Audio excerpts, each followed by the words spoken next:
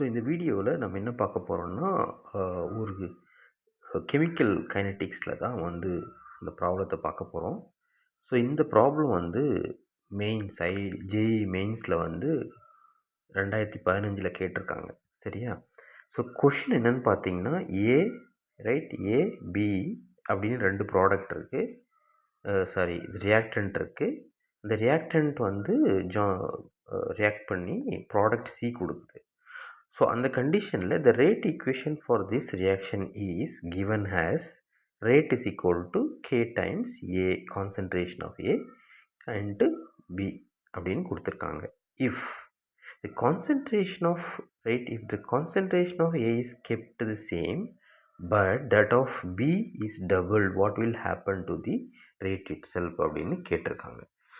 So இதுக்கு நம்ம rate இந்த கொடுத்துருக்கிற ஈக்குவேஷனுக்கு ரியாக்ஷன் ரேட் எழுதுவோம். ரியாக்ஷன் ரேட் எப்படி எழுதுவோம்? So I will call it as இந்த ஃபர்ஸ்ட் ஈக்குவேஷனுக்கு ரியாக்ஷன் ரேட் ஆர்னு வச்சுக்குவோம்.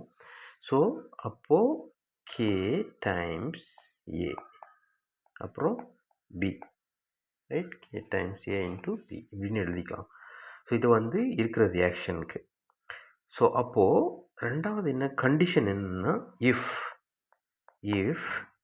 B is equal to doubled, right? If B is equal to doubled, so அப்படின்னா இருக்கிற ரியாக்ஷன் எப்படி மாறும்? ரியாக்ஷன் ரேட் எப்படி மாறும் அப்படின்னு பார்க்கணும். அப்போ ரியாக்ஷன் ரேட்டை வந்து புதுசாக வர ரியாக்ஷன் ரேட்டை ஆர் ப்ரைம்னு வச்சுக்கிறேன். ஸோ அப்போ K into A, right, into நான் என்ன பண்ண போகிறேன்னா டபுள் இல்லையா? So double the concentration of B. அப்போது 2 times பின்னு போட்டுக்கிறேன் இல்லையா? Double the if B is equal to 2 times B அப்படின்னா என்னோட ரேட் கான்ஸ்டன்ட் ரியாக்ஷன் ரேட் எப்படி இருக்குன்னா இப்படி தான் இருக்குது. ஸோ இப்போ எனக்கு என்ன கண்டுபிடிக்கணும்னா new reaction rate with respect to இனிஷியலுக்கு எப்படி மாறி இருக்கு. முதல்ல ஒரு ரியாக்ஷன் ரேட் இருக்குது, புது ரியாக்ஷன் ரேட் ஒன்று ஃபார்ம் ஆகிருக்கு. ஏன்னா நான் கான்சன்ட்ரேஷன் இந்த பியோட கான்சன்ட்ரேஷனை டபுள் பண்ணுறேன். அதனால எனக்கு புதுசாக ரியாக்ஷன் ரேட்டு மாறி இருக்கும். ஏன்னா கான்சன்ட்ரேஷனை பொறுத்து ரியாக்ஷன் ரேட்டும் மாறும் இல்லையா? ஸோ அப்போ நான் என்ன பண்ணுறேன், இப்போ எனக்கு ஆர் ப்ரைம்க்கு வந்து அதாவது புதுசாக மாறி இருக்கிற ரியாக்ஷன் ரேட் என்னன்னு தெரியணும். அது வந்து நான் எப்படி கம்பேர் பண்ணுவேன்னா ஏற்கனவே இருந்த ரியாக்ஷன் ரேட்டை வச்சு தான் கம்பேர் பண்ணுவேன். ஸோ அப்போ என்ன பண்ணுறேன், R prime is equal to, right, R prime is equal to R prime by R ஒன்னு எழுதிக்கிறேன். அப்புறம் ஆர் ப்ரைம்க்கு என்ன equation, K into concentration of A into 2 times B concentration divided by K into A, right, அந்த equation அப்புறம் B. So இங்கே மேலே இருக்கிறத எடுத்துகிட்டு வந்து இங்கே எழுதியாச்சு.